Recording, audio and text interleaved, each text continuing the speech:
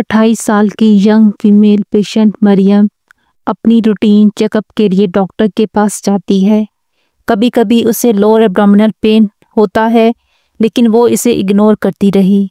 Routine ultrasound scan में एक ovarian cyst diagnose होती है और अब उसके दिमाग में सवाल उठता है, ये सिस्ट क्या है? ये डेंजरस तो नहीं? ट्रीटमेंट क्या होगा? ये खुद से ठीक हो सकती है या सर्जरी की ज़रूरत होगी? अगर आप भी ओवेरियन सिस्ट के बारे में कंफ्यूजन में हैं तो ये वीडियो आपके लिए है। Welcome to radiology insights.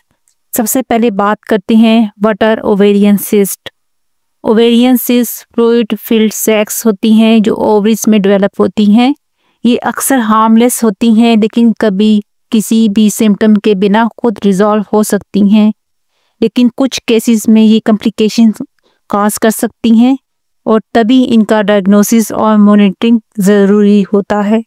अब बात करते हैं टाइप्स ऑफ ओवेरियन सिस्ट। इसमें शामिल हैं functional cyst, most common type और नॉर्मली बिना किसी ट्रीटमेंट के रिजॉल्व हो जाती हैं। इसमें शामिल है follicular cyst, corpus luteum cyst. Next comes the pathological cyst जो किसी अंडरलाइंग डिजीज़ की वजह से बनती हैं। डर्मोइड सिस्ट, टेराटोमा, ये सिस्ट हेयर, टीथ, फैट या टिश्यू कंटेनिंग होती हैं। एंडोमेट्रियोमास, चॉकलेट सिस्ट जो एंडोमेट्रियोसिस से रिलेटेड होती हैं।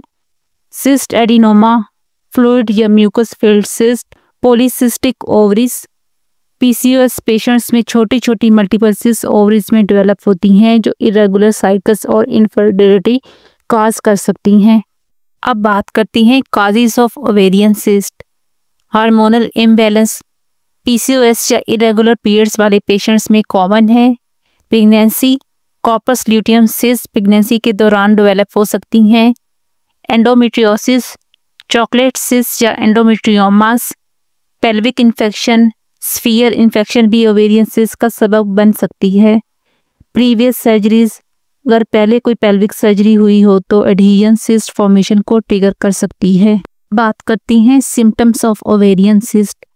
ज़्यादातर ओवेरियन सिस्ट एसिम्प्टोमेटिक होती हैं, मगर अगर सिम्टम्स हों तो उसमें शामिल है लोअर एब्डोमिनल या पेल्विक पेन, ब्लॉटिंग या heaviness, menstrual irregularities, pain during intercourse, frequent urination अगर सिस्ट ब्लैडर पे प्रेशर डाल रही हों तो, सडन सीवियर पेन अगर सिस्ट रप्चर हुई हो तो, या टॉर्जन।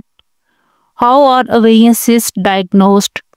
अल्ट्रासाउंड सबसे पहला और इम्पॉर्टेंट इमेजिंग टेस्ट जो सिस्ट का साइज, टाइप और कंटेंट सॉलिड या सिस्टिक को डिटरमिन करता है।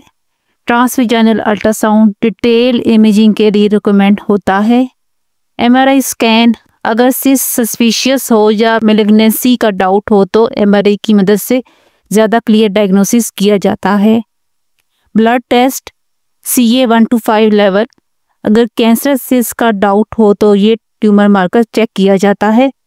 हार्मोनल टेस्ट अगर पेशेंट पीसीओएस सस्पेक्ट कर रही हो। एंड शुड यू वरी, अगर ये साइंस हो तो फौरन डॉक्टर से कंसल्ट करें।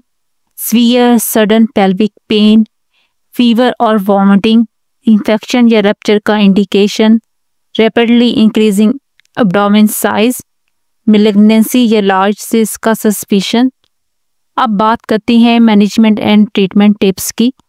ऑब्जर्वेशन एंड फॉलोअप, ज़्यादातर सिंपल सिस्ट खुद ही रिजॉल्व हो जाती हैं, मगर रेगुलर अल्ट्रासाउंड मॉनिटरिंग ज़रूरी होती है। Hormonal therapy, oral contraceptive pills, birth control pills recurrent cyst formation prevent कर सकती हैं। Lifestyle modifications, healthy diet, processed food avoid करें, फाइबर और एंटीऑक्सीडेंट रिच डाइट कंज्यूम करें। एक्सरसाइज पीसीओएस पेशेंट्स के लिए स्पेशली हेल्पफुल है। सर्जिकल इंटरवेंशन, लेप्रोस्कोपी अगर सिस्ट लार्ज हो, रप्चर हो जाए या टॉर्जन का रिस्क हो। लेप्रोटमी अगर सिस्ट कैंसरस हो। और ओवेरियन सिस्ट डेंजरस नहीं होती, मगर इसका टाइमली डायग्नोसिस ज़रूरी है। अगर आपको कोई सिम्टम्स एक्सपीरियंस हो रहे हैं तो अल्ट्रासाउंड करवाना बेस्ट ऑप्शन है। रेगुलर हेल्थ चेकअप्स आपको किसी भी मेजर प्रॉब्लम से बचा सकता है। अगर ये वीडियो आपके लिए हेल्पफुल रही तो लाइक करें, कमेंट करें और रेडियोलॉजी इनसाइट्स को सब्सक्राइब करना ना भूलें।